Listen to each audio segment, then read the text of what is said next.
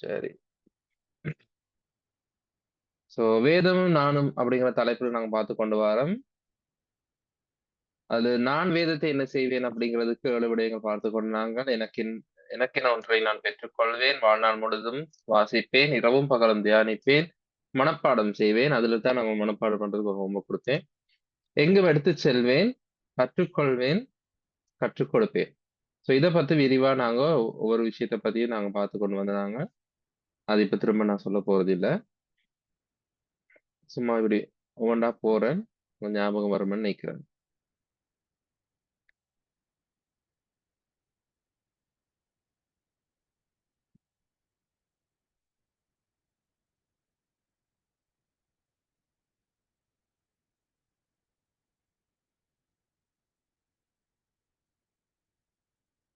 இன்றைக்கு வேதம் என்ன செய்கிறது? அப்படிங்கிறத நாங்க படிக்கப் போறோம். வேதத்தை நான் என்ன செய்ய வேண்டும் என்று 2 கிழமையா நாங்க படிச்சாச்சு. இப்ப வேதம் என்ன செய்கிறது? தலைப்பு ஒரு சில நேரம் புதுசா இருந்தாலும் கூட, இதுல வர பாயிண்ட்ஸ முதலாவது பாயிண்ட்ட பார்த்த பிறகே உங்களுக்கு விளங்கிரும். நாங்க என்ன என்ன என்ன மாதிரியான ஒழுங்குல இத நாங்க படிக்கப் போறோம் அப்படியா. சரியா? சரி. எனக்கு அந்த மவுஸ் இப்போதைக்கு தேவையில்ல. நான் மவுஸ் இல்லாம பாவிக்கிறேன். ஓகே. சோ முதலாவது விஷயம் தான். வேதம் என்ன செய்கிறது அப்படின்னு பார்த்தா, முதலாவது விஷயம், அது என்னை தண்ணீர் போல சுத்திகரிக்கிறது. தண்ணீர் போல. ஒரு தண்ணீர் எப்படி எங்கள சுத்திகரிக்குதோ, அந்த மாதிரி இந்த வேதமும் என்னை சுத்திகரிக்குது. இந்த படங்கள் வந்து சும்மா ஒரு ஞாபகத்துக்காக தான் போட்டிருக்கோம். எக்ஸாக்ட்டா இது இப்படித்தான் இருக்குமான்னு இல்ல. சும்மா ஒரு தண்ணீர் அப்படிங்கிறத ஞாபகப்படுத்துறதுக்கான ஒரு படம் தான் அவ்வளவுதான். சரியா? அது ரொம்ப சீரியஸா எடுக்க வேணாம். சோ தண்ணீர் போல என்னை சுத்திகரிக்கிறது. பாருங்கள் எபேசியர் 5வது அதிகாரம் 26வது வசனம். எபேசியர் 5வது அதிகாரம் 26வது வசனம். திருப்பிக் கொள்ளுங்க. எல்லார் கையிலும் வேதம் இருக்க வேணும். நான் சொல்லியிருக்கிறேன் ஏற்கனவே. சோ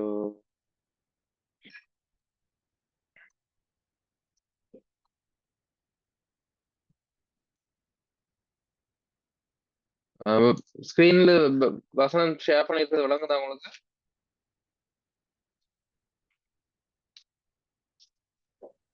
ஓ, விளங்குது விளங்குது. ஆ சரி. எபேசியர் 5வது அதிகாரம் 26வது வசனத்துல, தாம் அதை திருவசனத்தை கொண்டு தண்ணீர் முழுக்கினால் சுத்திகரித்து. அதை என்று சொல்றது சபையை. அதுக்கு முதல் வசனத்துல பார்த்தா, கிறிஸ்துவும் சபையில் அன்பு கூர்ந்து அதை திருவசனத்தின் கொண்டு தண்ணீர் முழு அப்ப திருவசனம் என்கிற தண்ணீரை வைத்து அவர் எங்களை சுத்திகரிக்கிறார். தண்ணீரால சுத்திகரிக்கும். நாங்க ஒரு கரைகள் சில கரைகள் வந்து தண்ணீரால கழுவி சுத்தப்படுத்தும். அந்த மாதிரி எங்களுடைய வாழ்க்கையில் இருக்கக்கூடிய கரைகளை ஆண்டவர் வசனத்துக்கூடாக சுத்திகரிக்கிறார். பாவம் மன்னிக்கப்படுறது பத்தி இல்ல இது. பாவம் மன்னிக்கப்படுறதுக்கு ஆண்டவராகிய இயேசு கிறிஸ்துவின் ரத்தத்தால மட்டும்தான் முடியும். ஆண்டவராகிய இயேசு கிறிஸ்துவின் ரத்தத்தால் மட்டும்தான் எங்களை பாவங்களை கழுவி சுத்தப்படுத்தும். இது எங்களுடைய பிராக்டிகல் ரைச்சஸ்னஸ், எங்களுடைய நீதி, நடைமுறை நீதி. எங்களுடைய நடைமுறை நீதியில் எங்களை சுத்தப்படுத்துவதற்கான எங்களை சுத்தப்படுத்துவதற்காக தேவன் தம்முடைய வசனத்தை கொண்டு தண்ணீர் முழுக்கினால், தண்ணீரைப் போல தண்ணீரினால் எப்படி நாங்க கழுவி சுத்தப்படுத்துறோமோ, அந்த மாதிரி எங்களை திருவசனத்தை கொண்டு சுத்திகரிக்கிறார். இது தொடர்பாக மேலும் சில வசனங்களை நாங்க பார்த்துக் கொள்வோம். வாலிபத்தில் சுத்தம். இது வாலிபனுக்கு மட்டும் பொருந்தாது. ஆனா பைபிள் வசனம் வந்து வாலிபனுக்காக சொல்லப்பட்டிருக்கு. சங்கீதம் 119:9. சங்கீதம் 119:9. சங்கீதம் 119:9க்கு திருப்பிக் கொள்ளுங்க.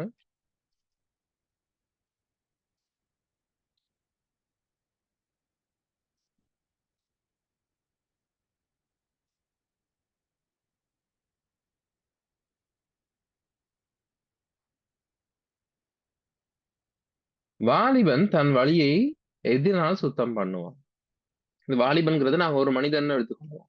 ஒரு மனுஷன் அல்லது ஒரு யுவதி, ஒரு மனைவி, ஒரு ஆ ஒரு பெண் அல்லது யாரோ ஒருவன் ஒருவன் அல்லது ஒருத்தி தன் வழியை எதனால் சுத்தம் பண்ணலாம்? உமது வசனத்தின்படி தன்னை காத்துக் கொள்வதினால் தான். உமது வசனத்தின்படி தன்னை காத்துக் கொள்வதனால் தான். ஒரு மனுஷன் இந்த உலகத்துல சுத்தமா வாழ்வானா இருந்தா, அதுக்கு ஆண்டவருடைய வசனத்தால தான் முடியும். இன்னும் மேலும் சில வசனங்கள் எபிரேயர் 10:22ல எங்களுக்கு ஒரு சவால் கொடுக்கப்பட்டிருக்கு. எபிரேயர் 10:22. எபிரேயர் 10:22.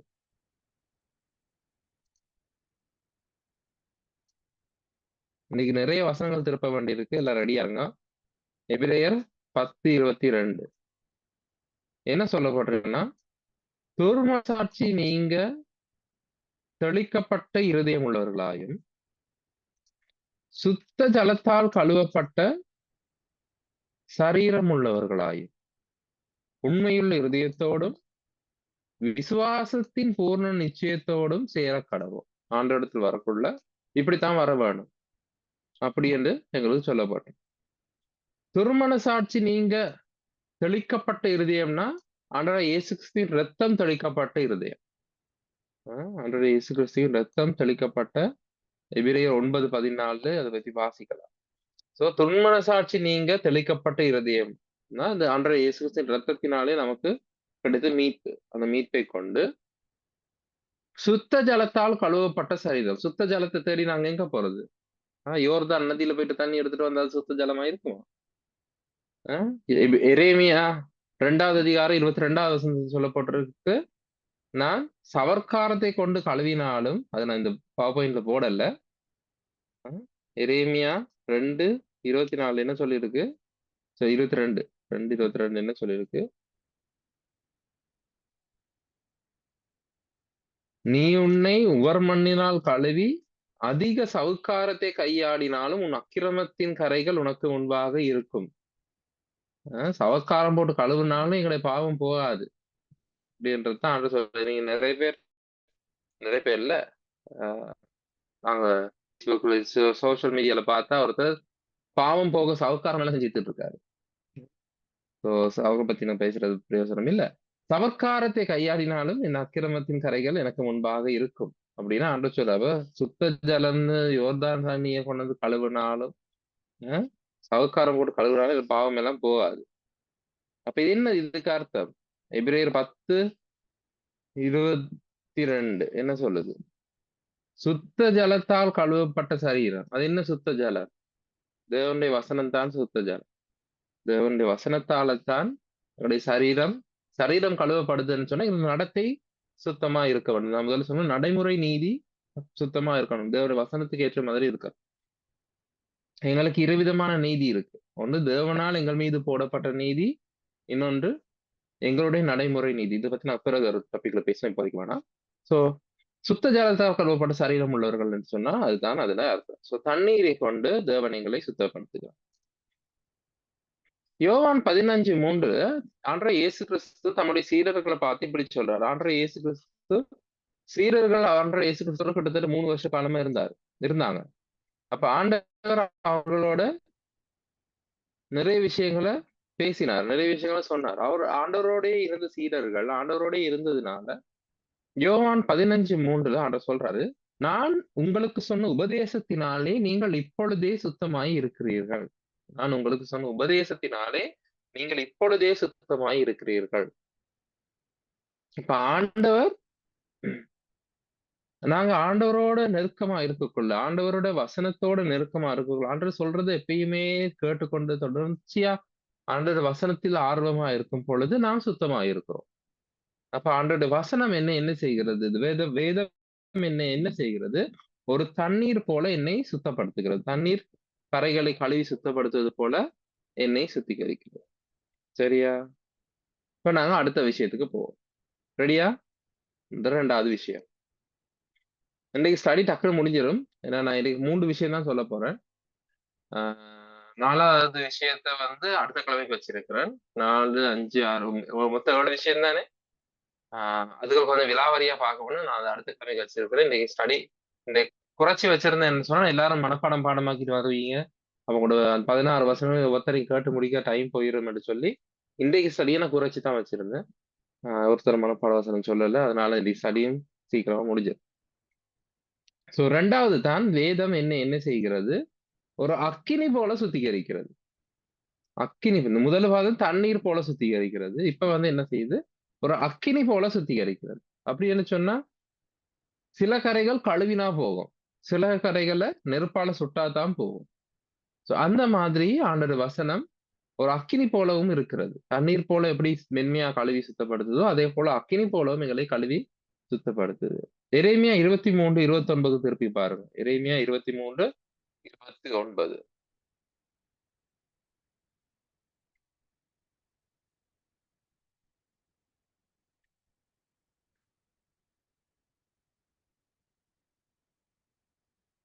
என் வார்த்தை அக்கினியை போலவும் ம், என் வார்த்தை அக்கினி போல இருக்கிறது அல்லவா அப்படின்னு ஆண்டவர் சொல்றார். ஆண்டவர் வார்த்தை வந்து தண்ணீர் மாதிரி வெண்மையாவும் எங்களை கழுவி சுத்தப்படுத்தும். அக்கினி போல எங்களை எரித்தும் சுத்தப்படுத்தும். அந்த கரைகளை பொசுக்கி, அதுல இருக்கிற பாவங்களை பொசுக்கி, பாவ எண்ணங்களை பொசுக்கியும் அதை எங்களை சுத்தப்படுத்தும். மல்கியா 3வது அதிகாரத்துல பாருங்க, 2வது 3வது வசனத்துல ஆண்டவர் எப்படிப்பட்டவர் அப்படிங்கிறது சொல்லப்பட்டிருக்கு. மல்கியாங்கிறது மத்தேயு புத்தகத்துக்கு முதல் இருக்கு, பழைய ஏற்பாட்டுல கடைசி புத்தகம். அது ஆங்கிலத்துல மலாக்கின்னு சொல்லுவாங்க, ஆங்கிலத்துல சிங்களத்துல மலாக்கின்னு சொல்லுவாங்க, தமிழ்ல அது மல்கியா புத்தகம். அதுல 3வது அதிகாரத்துல பாருங்க, 2வது 3வது வசனத்துல ஆண்டவருடைய ஒரு குணாதிசயம், ஆண்டவர் எங்களோட வாழ்க்கையில செய்யற ஒரு விஷயத்தை பத்தி சொல்லப்பட்டிருக்கு பாருங்க. அவர் வெளிப்படுகையில் நிலைநிற்பவன் யார்? அவர் புடமிடுகிறவனுடைய அக்கினியை போல. புடமிடுகிறது எப்படி புடமிடுகிறாருன்னு தெரியும்.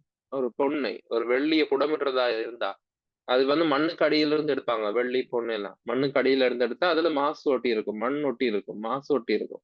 அது ஒரு சூளையில போட்டு எரிச்சு எரிச்சு எரிச்சு எரிச்சு எரிச்சு பொண்ணை மட்டும் தனியா சுத்தமா எடுக்கிறது. அதுதான் புடமிடுறது. சோ அந்த புடமிடுகிறவனுடைய அக்கினியை போலவும் மன்னாருடைய சவுக்காரத்தை போலவும் இருப்பார். அவர் உட்கார்ந்து வெள்ளியை புடமிட்டு சுத்திகரித்துக் கொண்டிருப்பார். அவர் வந்து எப்பயும் புடமிட்டு சுத்திகரித்துக் கொண்டு இருக்கிறார். இப்படி ஆண்டவர் எங்களை புடமிட்டு சுத்திகரிக்கிறது. அதாவது அக்கினி என்னும் அக்கினியை வைத்து எங்களை புடமிட்டு சுத்திகரிக்கிறது 2 விதமா செய்யறாரு ஆண்டவர். ஒன்று, எங்களுக்கு வர்ற சோதனைகளுக்கு கூடாக, எங்களுக்கு வர்ற பாடுகளுக்கு கூடாக. அக்கினி போன்ற சோதனை அப்படின்னு பேதுரு சொல்றாரு. அப்ப அது அக்கினி போன்ற இந்த சோதனைகளுக்கு கூடாகவும் ஆண்டவர் எங்களை புடமிட்டு கொண்டு போறாரு. அதே மாதிரி அக்கினி போன்ற அவருடைய வார்த்தையை கொண்டும் அவர் எங்களை புடமிட்டு கொண்டு போறாரு. அப்ப தண்ணியாலையும் எங்களை மென்மையா கழுவி சுத்தப்படுத்துகிற அதே ஆண்டவர், அதே ஆண்டுடைய வார்த்தை சில நேரங்கள்ல எங்களுடைய இருதயத்துல ஒரு நெருப்பு மாதிரி எங்களுடைய இருதயத்துல இருக்கிற தீய எண்ணங்களை சுட்டு பொசுக்கியும் அது ஆண்டவர் எங்களை சுத்தப்படுத்துகிறார், புடமிட்டுகிறார். சோ புடமிடுகிறவனுடைய அக்கினியை போல ஆண்டவர் அந்த அக்கினியை கொண்டு நம்மை சுத்தப்படுத்துகிறார். வேதம் என்ன செய்கிறது? ஒரு அக்கினி போல என்னை சுத்திகரிக்கிறது. அதே மாதிரி சங்கீதம் 147:18 பாருங்க. சங்கீதம் 147:18. சங்கீதம் 147:18.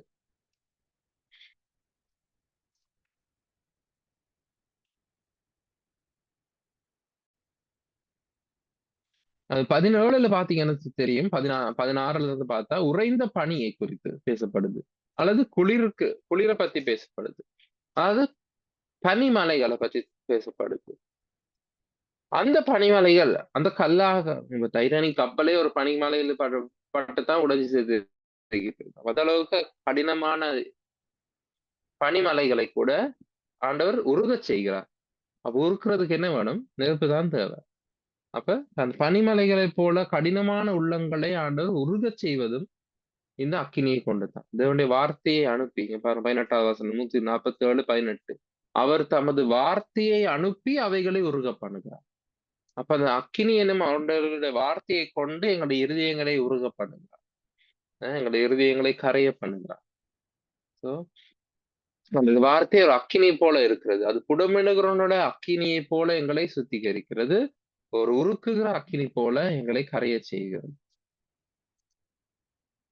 இது ஒரு விசேஷமான விஷயம். லூக்கா 24:32 திருப்புங்க. இது உங்களுக்கு நல்ல பரிச்சயமான ஒரு பகுதி. லூக்கா 24:32. லூக்கா 24:32. யாருக்காவது தெரியுமா? அங்க 2 பேர் நடந்து போயிட்டு இருந்தாங்க. அந்த 2 பேரோட பேர் தெரியுமா?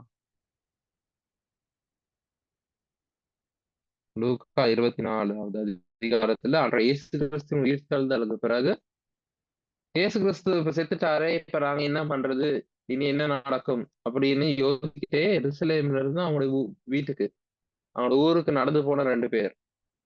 கிட்டத்தட்ட 7, 8 மைல் தூரம் இருக்கும் அவங்க வீடு. எருசலேம்ல இருந்து பகல் நேரத்துல இந்த எருசலேமுக்கு 7, 8 மைல் தொலைவிலான எம்மாவு எனும் கிராமத்துக்கு போனார்கள். அப்படி 2 பேர் போய் கொண்டிருக்கக்குள்ள ஆண்டவர் இடையில அவங்களோட சேர்ந்து இந்த பெயர் வந்துட்டு அவர்களில் ஒருவனாகிய கிலெயோப்பா. அந்த 2 பேர்ல ஒரு ஆளோட பேர் கிலெயோப்பா. அவங்களோட சேர்ந்து அன்றைய இயேசு கிறிஸ்து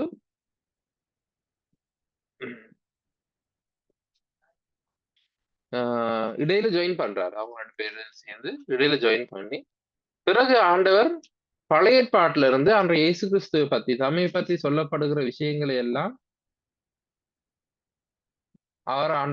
அவர்களுக்கு விளக்க காட்டுகிறார். பாருங்க 27வது வசனத்துல 24வது அதிகாரம் 27வது வசனம். மோசே முதலிய சகல தீர்க்கதரிசிகளும் எழுதின வேத வாக்கியங்கள் எல்லாவற்றிலும் தம்மை குறித்து சொல்லியவைகளை அவர்களுக்கு விவரித்து காண்பித்தார். இப்ப வேத வாக்கியங்கள் சொல்லப்பட்டிருக்க விஷயங்களை ஆண்டவர் எடுத்து என்ன பண்றாரு, அவர்களுக்கு விவரித்து காண்பிக்கிறார். பிறகு அவங்க வீட்டுக்கு போயிட்டு அப்பம் புசிக்கைக்குள்ள ஆண்டவர் அதை ஆசீர்வதிக்கிறார். அப்பொழுது அவர்களுடைய கண்கள் திறக்கப்பட்டு இது ஆண்டவர் தான் அப்படிங்கறத தெரிஞ்சு கொள்றாங்க. உடனே அவர் மறைஞ்சு போறார். 31வது வசனம். அப்ப 32வது வசனத்துல அவர்கள் பேசிக் கொள்ளுகிறார்கள். இருவரும் ஒருவர் பார்த்து பேசிக் கொள்கிறார்கள். வழியிலே அவர் நம்முடனே பேசி வேத வாக்கியங்களை நமக்கு விளங்க காட்டின போது நம்முடைய இருதயம் நமக்குள்ளே கொழுந்து விட்டு எரியவில்லையா? கொழுந்து விட்டு எரியவில்லையா? ஆண்டவருடைய வசனம் எப்படி ஒரு நெருப்பு போல இருந்து எங்களை புடமிடுகிறதோ, எப்படி நெருப்பு போல இருந்து எங்களுடைய இருதயங்களை உருக்குகிறதோ, அதே போலவே எங்களுடைய இருதயத்துக்குள்ளே ஒரு நெருப்பை கொழுந்து விட செய்கிறது. நம்முடைய இருதயத்தை கொளுத்தி விடுகிறது. நம்முடைய இருதயத்துக்குள் ஒரு நெருப்பை தூண்டி விடுகிறது ஆண்டவருடைய வசனம். எங்களுக்கு ஒரு உணர்வை கொண்டு வருகிறது. எங்களுக்குள்ளே நெருப்பு ஒரு ஆண்டருக்காக வைராக்கியத்தை எங்களுக்குள்ளே உருவாக்குகிறது ஆண்டருடைய வசனம். அதுதான் நம்முடைய இந்த தேவனுடைய வசனம் என்னை என்ன செய்கிறது? என்னுடைய இருதயத்தை கொளுத்துகிறது. இந்த இருதயத்தை கொளுத்துகிறது. அக்கினி போல இருந்து சுத்திகரித்து இந்த இருதயத்தை கொளுத்து என்னை அறியாமையை என்னை விட்டு நீக்குகிறது. அறியாமை என்னை விட்டு நீக்குகிறது. தேவன் மீதான ஆர்வத்தை எனக்கு காட்டுகிறது. அவங்க 2 பேரும் சோர்வா என்னுடைய கற்பனை. ஆனா நான் நம்புறேன் முழுசா. அவங்க 2 பேரும் சோர்வா அந்த 7, 8 மைல் தூரத்தை அந்த வெயில்ல கடுமையா சோர்வா நடந்து வந்திருப்பாங்க. ஆனா இந்த சம்பவத்துக்கு பிறகு அன்றைய இயேசு கிறிஸ்து இந்த வேதவாக்கியங்களை விளக்கி காட்டி அவருடைய இருதயம் கொழுந்து விட்டு எரிந்ததுக்கு பிறகு அவங்க திரும்ப எருசலேமுக்கு ஓடி போறாங்க. அவங்க திரும்பி போறாங்க. அவங்க திரும்பி போகக்குள்ள அவங்க ஓடி போயிருப்பாங்க. வர்றதுக்கு ஒரு 2, 3 மணித்தியால போயிருந்தா அதுல பாதி நேரத்துல அவங்க திரும்பி போயிருப்பாங்க. அப்படிங்கிறது என்னுடைய ஒரு நம்பிக்கை. பாருங்க, அவர் அந்நேரமே எழுந்திருந்து எருசலேமுக்கு திரும்பி போய் உடனே அவங்க திரும்பி எருசலேமுக்கு போறாங்க. அவ்வளவு தூரம் பிரயாசப்பட்டு வந்தாங்க. அவ்வளவு களைப்பா வந்து வீட்டுல ஐயா அம்மாடி இப்பதான் ரெஸ்ட் ஆகுது அப்படின்னு சொல்லி உட்காராம ஆண்டவருடனான இந்த தொடர்பாடலுக்கு பிறகு ஆண்டவர் அவர்களுடைய இருதயத்துடனே பேசின பிறகு அந்த வசனம் அவருடைய இருதயத்துக்குள்ளே அது வைராக்கியத்தை கொளுத்தி விட்ட பிறகு அவர்கள் இருதயத்துக்குள்ளே அந்த கொழுந்து விட்டு எரிந்த பொழுது அவர்கள் இருதயத்துக்குள்ளே அந்த உணர்வு வந்த பொழுது அவர்கள் இனியும் அவர்களுடைய அந்த இங்கிலீஷ்ல சொல்லுவாங்க கம்ஃபர்ட் ஜோன்னு சொல்லுவாங்க. சௌகரிய வட்டம் அல்லது சௌகரிய வலயத்துக்குள்ளேயே அவங்க இருக்கவில்லை. அவர்கள் திரும்ப எருசலேமுக்கு ஓடி போனார்கள் அவ்வளவு தூரம். சோ அவர் திரும்ப போய் சீஷர்களுடனே சேர்ந்து கொண்டார்கள். சீஷர்களுடனே இருந்து ஆண்டவர் எப்படி அவர்களுக்கு தன்னை காண்பித்தார் என்கிற விஷயங்களை கேள்விப்பட்டாங்க. பிறகு இவங்களுக்கு என்ன நடந்துச்சுங்கிறத சொன்னாங்க. இப்படியாக நமக்குள்ளே சோர்வுகளை அகற்றி நமக்குள்ள அறியாமைகளை அகற்றி நமக்கு ஆண்டவருக்கான ஒரு பக்தி வைராக்கியத்தை நமக்குள்ளே தூண்டி விடுகிறது. ஆண்டவருக்காக கொழுந்து விட்டு எரிகிற ஒரு ஆர்வத்தை, ஒரு அன்பை, அணையாத அன்பை ஆண்டவருக்காக எங்கள் மீது எங்களுக்குள்ளே உருவாக்கி விடுகிறது ஆண்டவருடைய வசனம். நெருப்பு இன்னொரு இதுல பார்த்தீங்கன்னா அதையும் கொளுத்தி விட்டு அந்த மாதிரி அக்கினி போன்ற அந்த வசனம் என்னுடைய இருதயத்துக்குள்ளும் அந்த ஆர்வத்தை கொளுத்தி விடுகிறது. இன்னைக்கு எனக்கு கொஞ்சம் சுகம் இல்லை, அதனால வாய்ஸ் கொஞ்சம் இருக்குது, தெளிவா கேட்குதுன்னு நினைக்கிறேன். சோ அக்கினி போல ஆண்டது வசனம் என்னுடைய இருதயத்தை கொளுத்தி விடுகிறது. அதுதான் நாங்க பார்த்தோம் லூக்கா 24:32. இதே தொடர்பாக இது தொடர்பாகவே இன்னும் 2 முக்கியமான வசனங்கள். யோவான் 5:35 ஆண்டவர் இயேசு கிறிஸ்து யோவான் ஸ்நானகனை பத்தி ஒரு வாக்கியம் சொல்றாரு. பாருங்க யோவான் 5:35 திருப்புங்க. யோவான் 5:35 திருப்புங்க.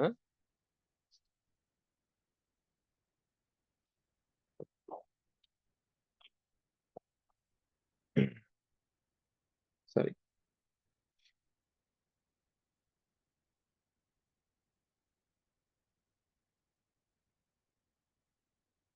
ஆண்டவர் இயேசு கிறிஸ்து யோவான் ஸ்நானகனை பத்தி சொன்ன விஷயத்த கவனிங்க. அவன் என்ற யோவான் ஸ்நானகன் அவன் எரிந்து பிரகாசிக்கிற விளக்காய் இருந்தான். அவன் எரிந்து பிரகாசிக்கிற விளக்கு. நாங்க எல்லாம் பிரகாசிக்க விருப்பப்படுவோம். நாங்க எல்லாம் பிரகாசிக்க விருப்பம். எல்லாரும் எங்களை பார்க்கணும், நாங்களும் பிரகாசமா இருக்கணும், பிரபல்யமாகணும் அப்படின்னு ஆசைப்படுவோம். ஆனா யோவான் ஸ்நானகன் அவன் பிரகாசமா தான் இருந்தான். அவனை தேடிக்கிட்டு வனாந்திரத்துக்கு மக்கள் ஓடித்திரள் கூட்டமா வந்தாங்க. ஆனா அவனை பத்தி ஆண்டவர் இயேசு கிறிஸ்து என்ன சொல்றாரு? அவன் எரிந்து பிரகாசிக்கிறான். அவனுக்குள்ளே அவனுக்கு ஒரு அவன் கொழுந்து விட்டு எரிந்து கொண்டிருந்தான். அவனுக்குள்ளே அவன் எரிந்து கொண்டிருந்தான். அவனுக்குள்ளே அந்த நெருப்பு இருந்தது. அவன் உள்ளே எரிந்து கொண்டு வெளியிலே பிரகாசிக்கிறவனா இருந்தான். உள்ளே எரிந்து வெளியிலே பிரகாசிக்கிறவனா இருந்தான். வெறுமனே வெளியில இருக்க வெளிச்சம் மட்டும் இல்லை, அவனுக்குள்ளே அது எரிந்து கொண்டு இருந்தது. அவனுக்குள்ளே அந்த வைராக்கியம் இருந்தது. அவனுக்குள்ளே அவன் எரிந்து கொண்டிருந்தான். அவனுக்குள்ளே அந்த அக்கினி இருந்தது. சோ யோவான் ஸ்நானகன் அப்படி இருந்தான். நாங்களும் ஆண்டவருக்காக ஊழியம் செய்யற நேரத்துல பிரகாசிக்க விருப்பப்படக்கூடாது, தாழ்மையா இருக்க வேண்டும். ஆனா நாங்க பிரகாசிக்கிறவர்களா இருக்கலாம். எங்களுடைய இருதயத்துக்குள்ள உண்மையான அந்த ஆண்டவருக்கான அன்பு எனும் நெருப்பு, ஆண்டவருக்காக வைராக்கியம் எனும் நெருப்பு எங்களுக்குள்ளே, ஊழியத்துக்கான வாஞ்சை எங்களுக்குள்ள எரிந்து கொண்டே இருக்க வேண்டும். இத பத்தி லேவியராகமம் புத்தகத்திலேயும் ஒரு வசனம் இருக்கு. லேவியராகமம் 6:13. எனக்கு ரொம்ப பிடிச்ச வசனம். லேவியராகமம் 6:13.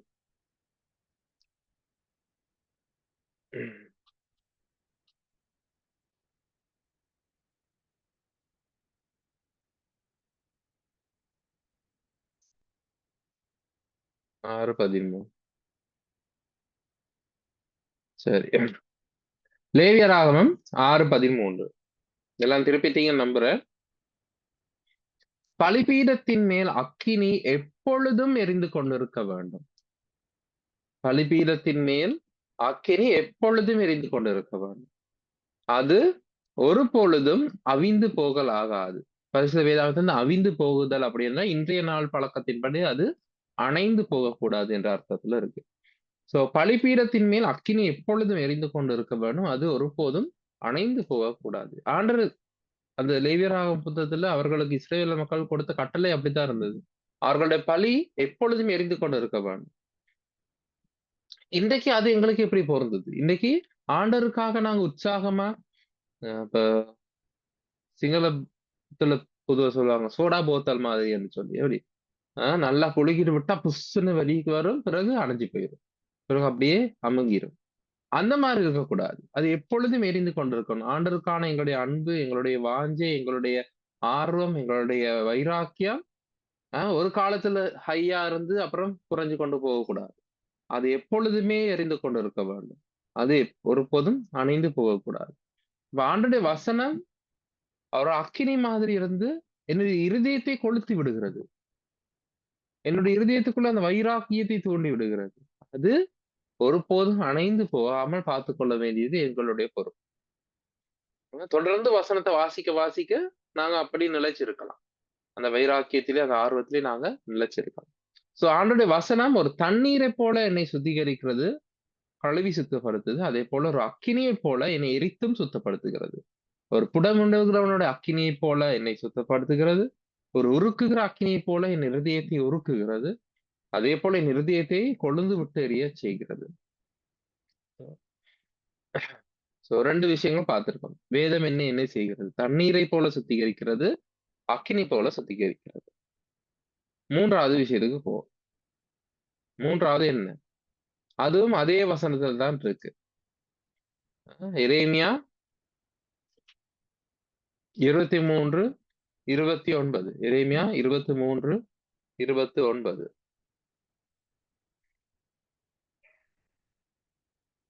ஏற்கனவே அந்த அக்கினிக்காக நாங்க பார்த்த அதே வசனம் தான். ரெண்டும் ஒரே வசனத்துல தான் இருக்கு.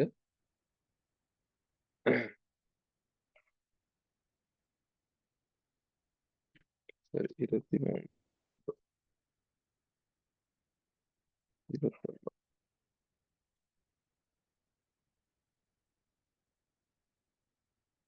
என் வார்த்தை அக்கினி போல. அதுதான் நாங்க 2வது பார்த்தோம். 3வது விஷயம் அதே வசனத்துல இருக்கு. கன்மலையை நொறுக்கும் சம்மட்டியை போல.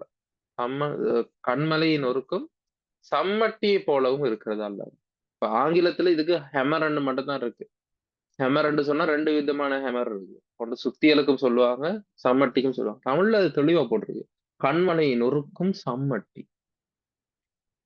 சம்மட்டியை போல இருக்கு. இது கிட்டத்தட்ட அதே இமேஜ்ல அந்த மாதிரி கல் உடைக்கிறதுக்கு பயன்படுத்துற சம்மட்டி உங்களுக்கு தெரியும். என்னை விட நல்லாவே உங்களுக்கு தெரியும். சோ அந்த கல்லை உடைக்கிற அந்த சம்மட்டியை போல ஆண்டோடைய வசனம் இருக்கு. அது என்ன பண்ணுது? என்னுடைய இருதயத்தை உடைக்கிறது. என்னுடைய கல்லான இருதயத்தை உடைக்கிறது. என்னுடைய பிடிவாதத்தை உடைக்கிறது. பாருங்க, இசைக்கியா இசைக்கியால மன்னிக்கணும், இசைக்கியேல். இதுல ஒரு ஸ்பெல்லிங் மிஸ்டேக் இருக்கு. இசைக்கியேல் அது திருத்துவம் உடனடியா இசைக்கியேல்.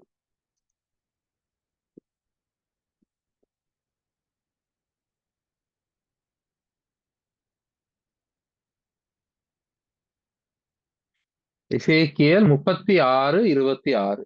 இசைக்கியேல் 36, 26.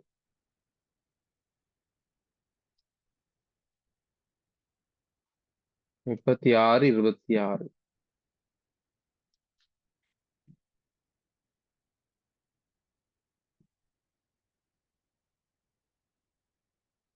இசைக்கியல் ஏசாயாவுக்கு பிறகு ஏசாயா, எரேமியா, புல்லம்பல், இசைக்கியல்.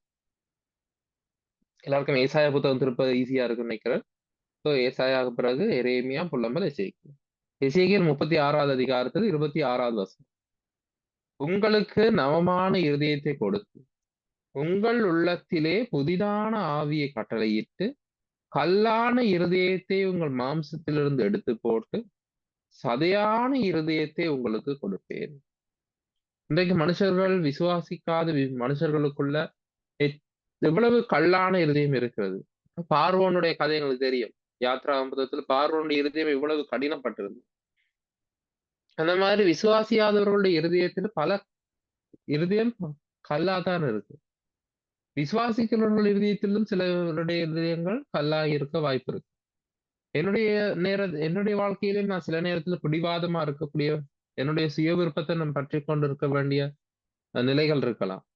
அப்படிப்பட்ட கல்லான இருதயங்களை இல்ல நான் விட மாட்டேன், நான் இப்படித்தான் இருப்பேன் அப்படின்னு சொல்ற அந்த கல்லான இருதயங்களை ஆண்டுடைய வசனம் உடைக்கிற சம்மட்டியா இருக்கிறது. கண்மலையை உடைக்கிற சம்மட்டின்னு சொன்னா எங்களுடைய கல்லான இருதயத்தை உடைக்கிற சம்மட்டியை போல இருக்கு. ஆண்டுடைய இருதயத்தை உடைத்து எங்களுக்கு சதையான இருதயத்தை, உணர்வுள்ள இருதயத்தை எங்களுக்கு கொடுப்பார் அப்படின்னு சொல்லி இருக்கிறார்.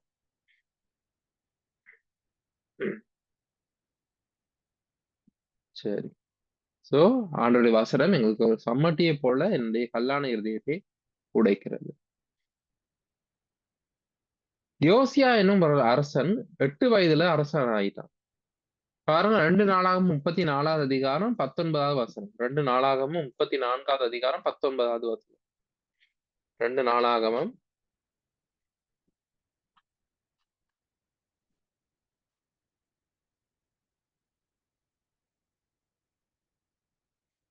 34, 2 நாளாகமும் 34, 19.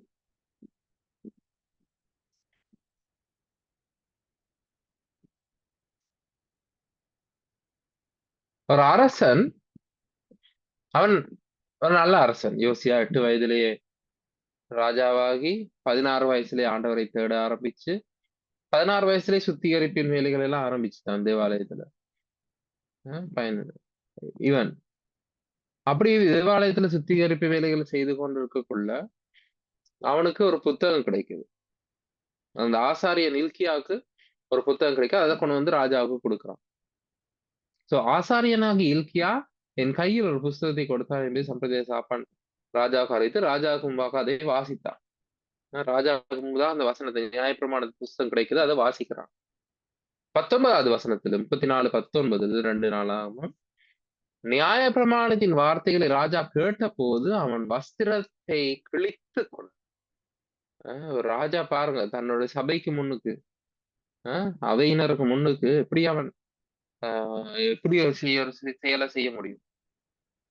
ஒரு ராஜா, ஒரு கம்பீரமான ஒரு ராஜா, அவன் வெட்கப்படவில்லை. நியாயப்பிரமாண வார்த்தைகளை கேட்ட பொழுது அவன் வஸ்திரங்களை கிழித்து இருதயம் நொறுங்குண்டவனாக ஆண்டோட வசனத்தை நான் கடைபிடிக்க வேண்டும் என்ற அர்ப்பணிப்புடனே அவன் தன்னை தாழ்த்துகிறதை பார்க்கிறோம். அப்ப அவன் நியாயப்பிரமாணத்தின் வார்த்தைகளை கேட்டபோது ராஜா வஸ்திரத்தை கிழிக்கிறது என்றது அவனுடைய இருதயம் அவன் எவ்வளவு தாழ்மைப்படுத்துகிறான், இருதயம் எவ்வளவு தாழ்மைப்படுகிறது என்றதை எடுத்துக்காட்டு. சோ அன்றைய வசனத்தை வாசிச்ச உடனே அவன் அப்படித்தான் நடந்து கொண்டான். அது எங்களுடைய இருதயங்களை உடைக்கிற சம்மட்டியை போல இருக்கிறது. நினிவேயின் மக்களோட கதை எங்களுக்கு தெரியும். நினிவேயின் மக்கள் நான் போட்டதுக்கு நினிவேயின் ராஜாவும் சேர்த்துதான். நினிவேயின் ராஜாவும் மக்களும் யோனாவின் புத்தகத்துல எங்களுக்கு தெரியும். திருப்பங்க 3வது அதிகாரத்துக்கு, யோனாவின் புத்தகம் 3வது அதிகாரம்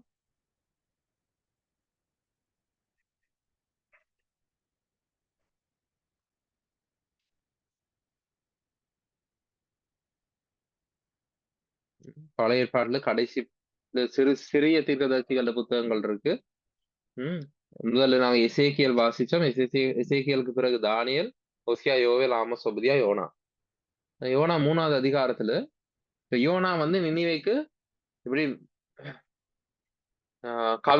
நினிவே கவிழ்க்கப்படும் அப்படி 4வது வசனத்துல சொல்றாரு.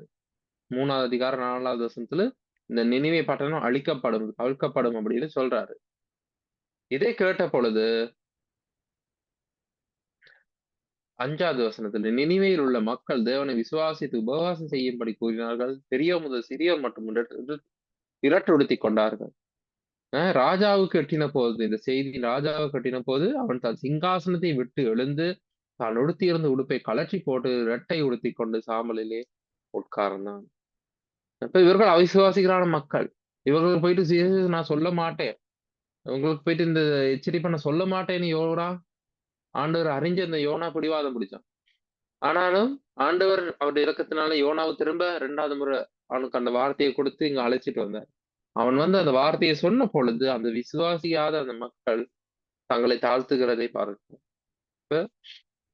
ஆண்டோடைய வசனம் ஒரு சம்மட்டியை போல எங்களுடைய இருதயங்களை உடைக்கிறதா இருக்கிறது. அதுக்கு இன்னொரு உதாரணம் தான் நினிவேயின் மக்கள் நடந்து கொண்ட விதம். அதே மாதிரி எஸ்ரா நெகேமியாட காலங்கள்ல இது 2 தடவை நடந்தது. நாங்க நெகேமியா புத்தகத்துல இருக்கிறத மட்டும் பார்ப்போம். எஸ்ரா நெகேமியாட காலத்துல எஸ்ரா பகிரங்கமா தேவனுடைய வார்த்தையை வாசிக்கிறான். பாருங்க, நெகேமியா 8வது அதிகாரத்துல சங்கீத புத்தகத்துக்கு முன்னுக்கு இருக்கு. சங்கீத புத்தகத்துக்கு முன்னுக்கு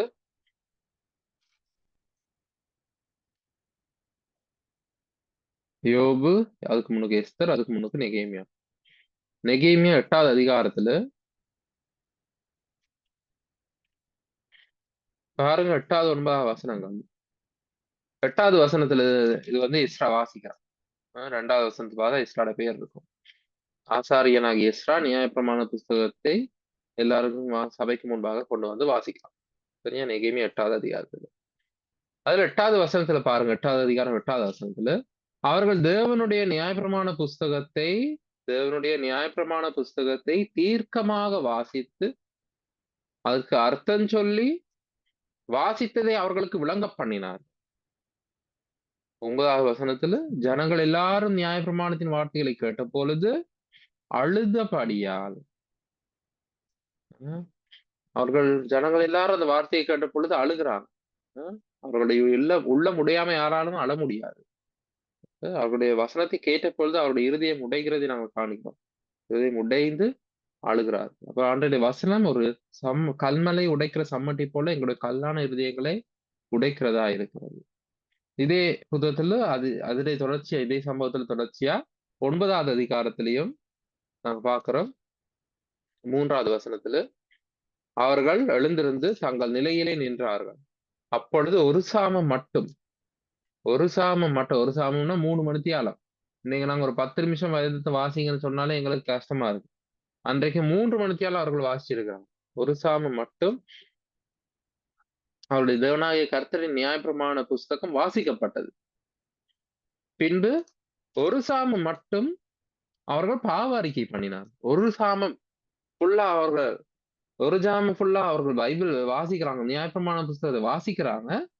அதை கேட்ட பிறகு அடுத்து இன்னொரு ஜாமம் அவர்கள் பாவ அறிக்கை பண்றாங்க. ஒருத்தர் பின் ஒருத்தர் வந்து பாவ அறிக்கை பண்றாங்க. அப்ப எங்களுடைய இருதயங்களை அது அப்படியாக உடைக்கிறது. நமக்குள்ளே அது உணர்வை கொண்டு வருது. சதையான இருதயத்தை ஆண்டவர் கொண்டு வருகிறார். எங்களுடைய கல்லான இருதயம் உடைச்சு ஆண்டவர் எங்களுக்குள்ளே சதையான இருதயத்தை தருகிறார். இது 3 உதாரணங்கள் பார்த்து இந்த மாதிரி நிறைய உதாரணங்கள் நாங்கள் தேடிக்கொள்ளலாம். எங்களோட சொந்த வாழ்க்கையிலேயே பல அனுபவம் இருக்கும். அவனுடைய வசனத்தை வாசிச்சு எங்களை இருதயம் உடைந்து போன சம்பவம் இருக்க வேணும். 3 விஷயம் நாங்க பார்த்திருக்கிறோம். ஒன்று, அது தண்ணீரை போல என்னை சுத்திகரிக்கிறது. இன்னொன்று, அது என்னை அக்கினி போல சுத்திகரிக்கிறது, புடமிடுகிறது, உருக்குகிறது, கொளுத்துகிறது. அடுத்தது, என்னுடைய கல்லான இருதயத்தை உடைக்கிறது. இது எங்களுக்கான ஒரு எச்சரிப்பு. எபிரேயர் 3:15 எங்களுக்கான ஒரு எச்சரிப்பு. பாருங்க, திருப்பி பாருங்க, எபிரேயர் 3:15.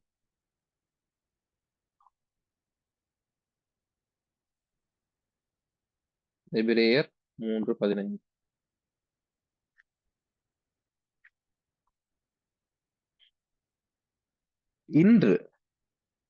இன்று அவருடைய சத்தத்தை கேட்பீர்களாகி. இன்னைக்கு நீங்க பைபிள் எடுத்து ஒரு இடத்துல உட்கார்ந்து வாசிக்கக்குள்ள, இன்னைக்கு ஆண்டவர் உங்களோட பேசுற சத்தம் உங்களுக்கு கேட்டதா இருந்தா, ஆண்டவருடைய சத்தம் உங்களுடைய இருதயத்துல கேட்குமா இருந்தா, வேதத்தை வாசிக்கும் பொழுது நீங்க என்ன பண்ணக்கூடாது? கோபன் மூட்டுதலின் நாளில் நடந்தது போல உங்கள் இருதயங்களை கடினப்படுத்தாதிருங்கள். ஆமா, ஆண்டருடைய வசனம் எங்களுடைய இருதயங்களை உடைக்கிற சம்மட்டி போல இருக்கு.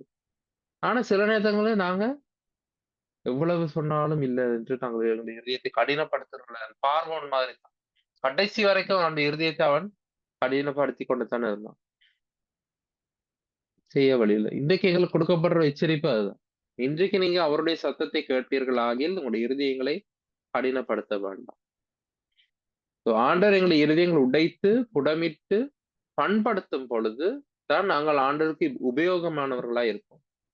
ஆண்டவர்களுடைய இருதயங்களை உடைத்து புடமிட்டு பண்படுத்தும் பொழுதுதான் நாங்கள் ஆண்டவருக்கு உபயோகமானவர்களா இருப்போம். நாங்க ஜெபிக்கும் பொழுது இந்த வார்த்தைகளை சொல்லி ஜெபிப்போம். ஆண்டவரே, என்னுடைய இருதயத்தை உடைத்து புடமிட்டு பண்படுத்தி என்னை உமக்காக உபயோகியுங்கள் அப்படி என்று நாங்க சொல்லி ஜெபம் பண்ணோம். இன்னைக்கு 3 விஷயம் பார்த்திருக்கோம். வேதம் என்ன செய்கிறது? தண்ணீர் போல சுத்திகரிக்கிறது, அக்கினியை போல புடமிடுகிறது, சுத்திகரிக்கிறது, ஒரு சம்மட்டியை போல என்னை உடைக்கிறது. அடுத்த கிழமை நாங்க படிக்க வேண்டியது இன்னும் 4 விடயங்கள் பார்க்க இருக்கு. இந்த வேதம் என்ன செய்கிறது தொடர்பாக. அதுதான் ஒன்றுதான் இந்த எபிரேயர் 4வது அதிகாரம் 12வது வசனம். ஏன்னா இதை இப்பவே சொல்றேன்னு சொன்னா, இந்த எபிரேயர் 4:12 நீங்க ஒருக்கா வாசிக்கணும். அதுல நிறைய டீட்டெயில்ஸ் போட்டிருக்கு. நீங்க இந்த ஒரு கிழமை எடுத்தா அந்த ஒரு வசனத்தை மட்டும், போன முறை 16 வசனம் பாடமாக்கிட்டு வர சொன்னேன். இந்த முறை ஒரே ஒரு வசனம், இந்த ஒரு வசனத்தை பாடமாக்கணும். எபிரேயர் 4:12 இந்த வாசிச்சு இதை பாடமாக்கி அதுல நிறைய விஷயங்கள் சொல்லியிருக்கு. ஆத்மா, ஆவி, கணுக்கள், ஊன், நினைவுகள், யோசனைகள், இப்படி ஒரு என்ன சொல்லுவாங்க அதுக்கு, அடுக்கு மொழி இல்ல, அது வந்து இணைமொழி சொல்லப்பட்டிருக்கு. ஊன், கணு, ஊன், ஆத்மா, ஆவி, நினைவு, யோசனை, அது இருக்கு. அப்படி சொல்லப்பட்ட அந்த இணைமொழிகளை என்ன அர்த்தமே அப்படி சொல்லப்பட்டிருக்கு அப்படின்னு கொஞ்சம் யோசிச்சு பாருங்க. நாங்க போன முறை பார்த்தோம், நாங்க தியானிக்கிறவர்களா இருக்க வேணும். ஒரு வசனத்தை எடுத்து அதை பத்தி தியானிக்கிறவர்களா இருக்கணும். ஒரு வசனத்தை நாங்கள் கற்றுக்கொள்கிறவர்களாக இருக்க வேண்டும். அப்ப இந்த வசனத்தை தியானி. இது ஒரு கிழமையா அடுத்த ஒரு கிழமைக்கு இந்த வசனத்தை தியானி. இது அர்த்தம் என்னன்னு கற்றுக்கொள்ள முயற்சி செய்யுங்க நீங்களாகவே. சோ இந்த அடுத்த கிழமை இந்த 4வது விடயத்தை பத்தி பேசுறதுக்கு கொஞ்சம் கூடுதலான டைம் எடுத்துக்கொள்ளுவேன்.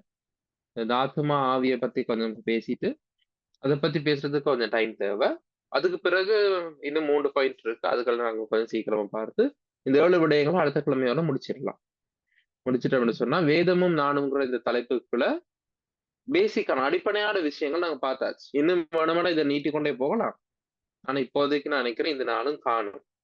இந்த வேதம் நான் வேதத்துக்கு என்ன செய்வேன், வேதம் என்ன செய்கிறதுன்றது போதும்னு நினைக்கிறேன். சோ வேதமும் நான்குங்கிற தலைப்புக்குள்ள அடுத்த கிழமையோட நாங்க இந்த ஒரு குறுகிய பாட நேரத்தை முடிக்கலாம். சோ அதுக்கு பிறகு வர கிழமையில் நான் ஏற்கனவே சொன்ன மாதிரி ஒரு சின்ன ஒரு செயல்பாடும் ஒரு சிறிய வினாவிடை போட்டியும் வச்சுட்டு இதை கம்ப்ளீட் பண்ணிட்டு அதுக்கு பிறகு என்ன படிப்பிக்க வேணும்ன்றது யோசிக்கலாம். இப்போதைக்கு என்ன மனதில் ஒரு ஐடியா இருக்கு. நான் அடுத்த கிழமை சொல்றேன். பாப்போம் அடுத்து என்ன தலைப்புகளை படிக்கலாம். இப்போதைக்கு நான் ஒரு யோசனை வச்சிருக்கேன். கிறிஸ்துவின் 3 உபதேச வசனங்கள் குறித்து படிப்பிக்கலாம்ன்றதுதான் என்னுடைய இப்போதைய யோசனை. பாப்போம் எப்படி காலம் போகுது, ஒவ்வொருத்தரோட காய்ச்சி பார்ப்போம். சோ இது உங்களுக்கு இந்த கிழமைக்கு இந்த வசனத்தை தியானிச்சு பாருங்க, கற்றுக்கொண்டு பாருங்க. எபிரேயர் 4:12. அடுத்த கிழமை இதை குறித்து கொஞ்சம் விரிவா பார்த்துட்டு பிறகு அடுத்த 3 பார்ப்போம். சோ இன்றைக்கு நாம 3 விஷயம் பார்த்திருக்கோம். இதோட வசனம் என்னை தண்ணீரை போல சுத்திகரிக்கிறது, அது என்னை அக்கினி போல சுத்திகரிக்கிறது, அது என்னை சம்மட்டியை போல உடைக்கிறது. சோ யாருக்காவது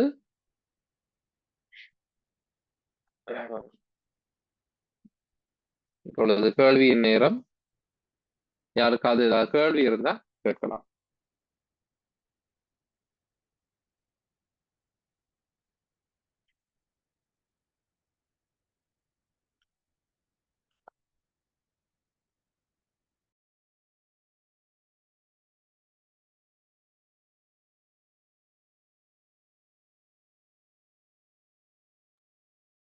கேள்வி இல்லைன்னு சொன்னா நான் ஜெபிக்கிறது முன்னுக்கு போன முறை சொன்ன மாதிரி குரூப் இருக்கு. அதுல நீங்க வந்தீங்கன்னா எனக்கு ஏதாவது அறிவித்தல்கள் ஏதாவது கொடுக்க வேண்டுமா இருந்தால் எனக்கு அதுல சொல்றதுக்கு இலகுவா இருக்கும்.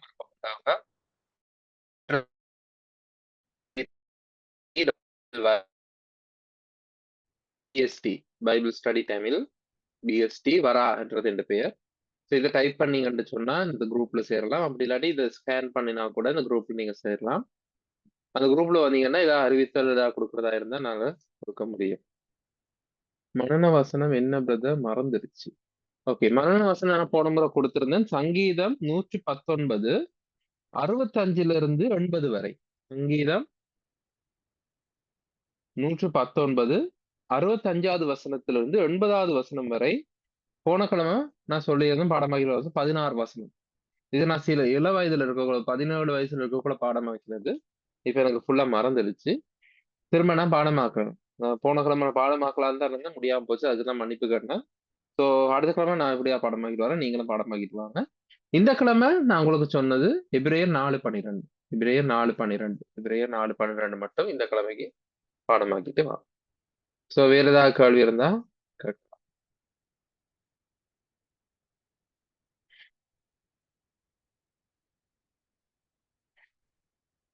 சரி, கேள்விகள் இல்லாட்டி நாங்க ஜெபம் பண்ணி முடிப்போம்.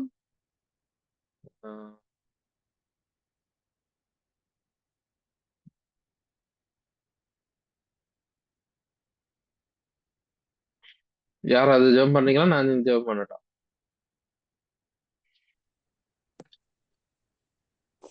யாருக்காவது ஜெபம் பண்ண விருப்பம் இல்லை?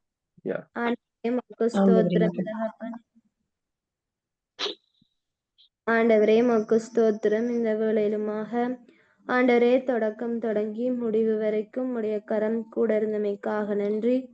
இன்றைய நாளிலும் ஆண்டவரே வந்த ஒவ்வொரு பிள்ளைகளுக்குமாக நன்றி. இப்படியாக தொடர்ச்சியாக ஒவ்வொருவரும் ஒவ்வொரு கிழமைகளிலும் கலந்து கொண்டு உடைய வார்த்தையிலே நாங்கள் இன்னும் மென்மேலும் வளர கர்த்தர் கிருபை செய்யுங்க. ஆண்டவரே கர்த்தாவே இன்றைய நாளிலும் ஆண்டவரே இந்த சகோதரன் மூலமாக நீர் எங்களோடு பேசின இந்த வார்த்தைக்காக உமக்கு நன்றி. ஆண்டவரே கர்த்தாவே, நாங்கள் அப்பா இந்த வார்த்தையை நாங்கள் இருதயத்திலே கொண்டு ஆண்டவரே அதன்படி நடக்கவும், ஆண்டவரே கர்த்தாவே உம்முடைய வார்த்தையானது ஆண்டவரே எங்களை தண்ணீரை போல சுத்திகரிக்கிறது, அக்னியை போல சுத்திகரிக்கிறது, சம்மட்டியை போல உடைக்கிறது ஐயா. அப்படியாக ஆண்டவரே இருப்படியாக இன்றைய நாளிலும் இந்த வார்த்தையினூடாக எங்களோடு பேசினமைக்காக உமக்கு நன்றி தகப்பனே. ஆண்டவரே கர்த்தாவே இப்படியாக இது எங்களுக்கு மிகவும் பிரயோஜனமாக இருந்தமைக்காக உமக்கு நன்றி செலுத்துகிறேன். எல்லாவற்றையும் உடைய வல்லமை வாய்ந்த கரத்தில் தந்து இயேசுவின் நாமத்தில் ஜெபிக்கிறேன் ஜீவன்ல நல்ல பிதாவே, ஆமென். ஆமென். ஆமென். நன்றி இணைந்து கொண்டதுக்கு. இன்னும் நிறைய பேருக்கு இது பகிர்ந்து கொள்ளுங்க. நிறைய பேரை இதை கூட்டிட்டு வாங்க, பிரயோசனமா இருக்கும் நம்புறேன். So thank you. நாங்க திரும்ப அடுத்த கிழமை சந்திக்கலாம். God bless you. Okay, thank you. Thank you. God bless you.